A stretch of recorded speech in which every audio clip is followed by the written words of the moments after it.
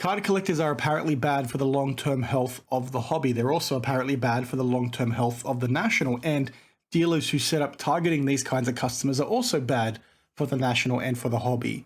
I want to talk through that today because there's been some commentary online on Instagram in particular that has left me scratching my head, and the people in response to the video that I'm about to show you has left me scratching my head even more because people are sort of saying they agree with this person, and I just think it's absolutely absurd.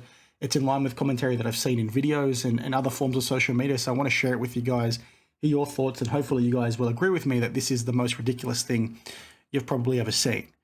Now, this is a post on Instagram from Zabron James, who goes on to say that, will the national change with the times? And then goes to show a video that I think is pretty piss poor, it's pretty poor form, and I want to get your thoughts down below. So I'll play it for you guys and then share my thoughts in a second.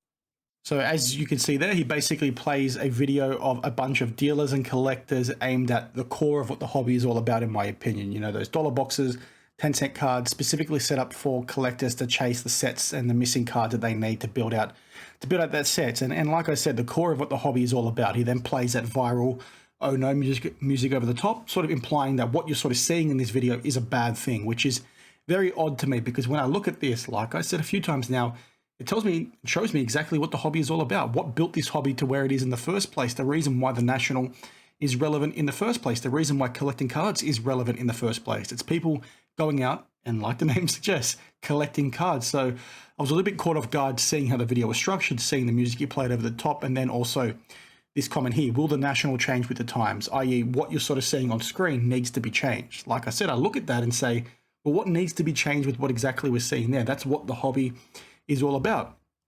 My comment over here basically says, really, collector-focused dealers are now bad. A bit confused, like I said.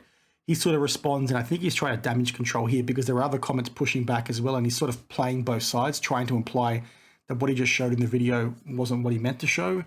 But he sort of says the Nationals pushing for change, was interested to see what the comments are saying. I said the way he structured it doesn't make sense. He agrees with me. And then a few others have pushed back as well, but just a bit strange overall. It didn't really make sense to me. Like, is this stuff bad? Is card collectors bad? Are card collectors bad? And when you sort of see this kind of commentary online, and then you see similar verbiage in vlogs and other forms of social media, it makes me really question, you know, what the hobby's going to look like in 5 to 10 years. When you've got fanatics sort of pushing for breaking and advertising for kids to participate in breaks and making breaking such a focal point, it makes me worried that stuff like this is actually not going to be seen moving forward. And, you know, I'd be worried if a national or a large convention moves away from stuff like this. You know, one of the concerns we've had about Fanatics Fest in general is what it's going to look like from a dealer's perspective, because if it becomes a Comic-Con style event, what does that mean for the core of collecting? You know, when the focus isn't on people collecting cards anymore and it's moved towards breaking, it's moved towards, you know, people ripping packs and grading and then flipping and all that kind of stuff. It's like, well, what's going to happen in 5, 10, 15, 20 plus years time? Are you going to see the same passion across more people down the line? And I'm not entirely sure. You know, I've said this before in this channel, when we're sitting back and thinking about, you know, why we collect cards in the first place, most of the time our memories will go to when we were kids, or, you know, collecting with our parents or a family friend or a loved one or something, right? There's some memory that you have that you can look back to and say, that's why I got into this sort of thing. And it comes down typically to when you were a kid. But again, if you've got this all focus now going towards breaking and ripping and flipping, it's like, is that same passion going to be there? Is that same passion being ingrained in this younger audience to be there long term, to be that guy that you saw there that's probably in his 60s or 70s, still trying to build out sets and still trying to buy cards in a 10-cent box? And that's an important thing that we sort of need to try and understand, because what people are sort of missing when they say the national needs to change and stop doing stuff like this is those guys, like I said at the start, at least I think I did, made the national relevant. They made card collecting relevant in the first place. When the market dips, those are going to be the guys that are still around making it relevant. All the people that are in it for the money and all that kind of stuff and in it for breaking, when the money dries up, if a recession comes, those people are going to disappear very, very quickly. These are the guys that are still going to be around because they're the ones that have the passion, like, you know, each and every one of us. I have it. I'm sure you guys, well, I know you guys watching have it too. So that can't be lost either. I'm not sure what people mean when the national should be changing with the times. And if you read the comments, there's many people, many people agreeing with this guy. And I think it seems to be like a 80-20 split in terms of what the older generation is doing when it comes to card collecting versus what the new generation should be doing.